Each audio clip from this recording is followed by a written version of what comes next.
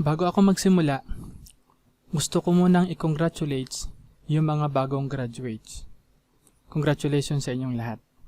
Alam ko, mahirap ang kursong kinuha nyo at hindi biro ang oras at gastos na ginugol nyo at ng mga magulang nyo. Kaya, pati na rin sa mga magulang nyo, congratulations. Sa mga freshmen, kaya nyo yan. Kung nakaya ng mga nakagraduate ngayon, kakayanin nyo rin. At yung mga ongoing na nag-aaral pa lang sa Engineering and Architecture, kayang-kaya nyo yan. Ngayon, ang topic natin is dimensions pa rin. Pero ngayon is dimension style override. Zoom natin dito sa may toilet. Gagawa tayo ng dimension na mas maliit dito sa may current dimension natin, which is dim 100. So, click lang natin dito sa dimension, then manage dimension styles. Yan. Dito makikita mo yung override. Click lang natin yan. Then, click natin yung fit tab. Tapos dito, yung use overall scale, palitan lang natin to ng 0.5. So, mas maliit siya ng 50%. Then, okay lang. Close. Ayan. Gawa na tayo ngayon ng dimension. Gawa tayong linear. Okay. Click. Ayan. Continue. Then, continue. Linear pa din. Yan siya. Ngayon, iisang dimension style lang siya. Kaya nga lang, itong malit na to, in-override niya lang yung current dimension natin. Tignan natin kung ano mangyayari kapag dinilit natin yung override. Kung magpaparehas ba siya dito sa current dimension style. So, click natin dito sa dimension, then manage dimension styles. Ayan siya. Kapag ka ito, ni-right click natin dito, tapos kinilik yung Save to Current Style, ang mangyayari niyan, since ito yung current natin, itong override, lahat ng mga dimensions niyan na malalaki, magiging same size nito, magiging kaparas nitong maliit. Subukan natin. So, right click, Save to Current Style, close.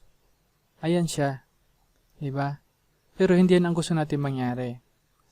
Ang gusto natin mangyari, itong maliit, gagaya doon sa malaki. So, undo natin. Click ulit natin sa Dimensions, Manage Dimension Styles.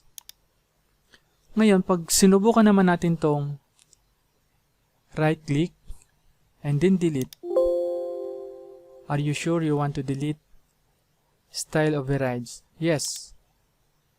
Then, close. Walang nangyari. So, yung overrides niya na-delete pero yung dimension na ginawa natin, nandoon pa rin. Undo natin. So, na-undo na natin. Balik tayo sa Manage Dimension Styles. Then, dito naman, i-right click naman natin siya. Then, Set Current. Ayan siya. May alert. Setting another style current will discard your style overrides. Ibig sabihin, madidelete siya. So, click OK. Tingnan natin kung maapektuhan yung overrides dimension na ginawa natin. Close. So, walang nangyari, diba? Ang ginagawa ko dyan, minamage properties ko na lang. So, match properties. Click dito. Yan. Diba? So, undo natin. Merong mas mabilis na paraan para ma-match properties yan. Ang ginagawa ko dyan is filter. Yan. Then, add select object. Object, dimension, layer, dim 100, delete, Yung mga hindi kailangan, i-delete natin. Ayan. Then, apply. Ayan siya. So, ibig sabihin, dimensions lang ang masiselect. Na-select siya, di ba? Escape lang natin. So, match properties, click sa dimensions, then, type sa keyboard P. Ibig sabihin, yung previous selection mo, masiselect niya. Ayan siya, na-select na lahat. Di ba? So, undo natin. May tuturo ko sa inyong mas mabilis na paraan pa dyan. Ngayon, let's say, meron kang equal dito na dimensions. Equal dimensions dito. Continuous lang natin. Annotate. Continue. Then continue. Ito, i-move natin ng konti dito. Tapos palitan natin yung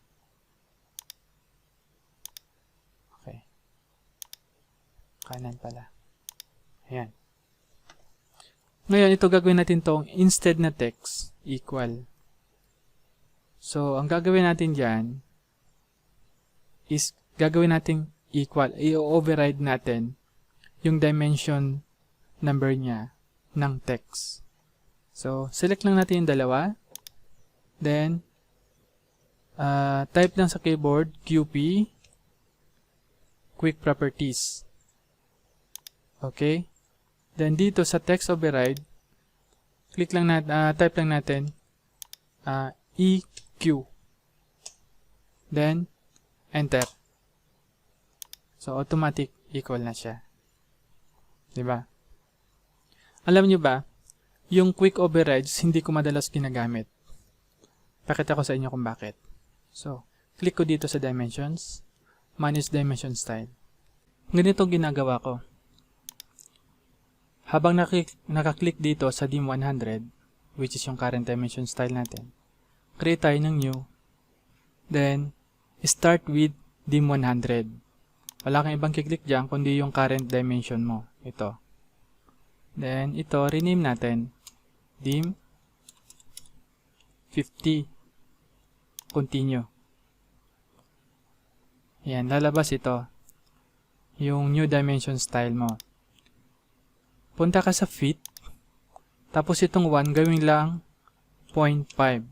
So, ibig sabihin, 1/50 na siya. Click OK. Then, close.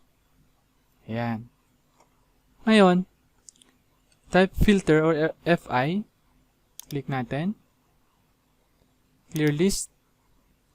Dito, sa select filter, hanapin nyo lang yung dimension. So, para lahat ng dimension, ma-select na. Hindi yung specific dimension lang. So, add to list para mapunta siya doon. And then, apply. Select mo lahat yan. Kahit na anong size ng dimension, basta dimension siya, masiselect siya. Enter. Dito, sa dimension style, dalawa na yan. Dim 50 at saka dim 100. So, lagyan natin sa 50.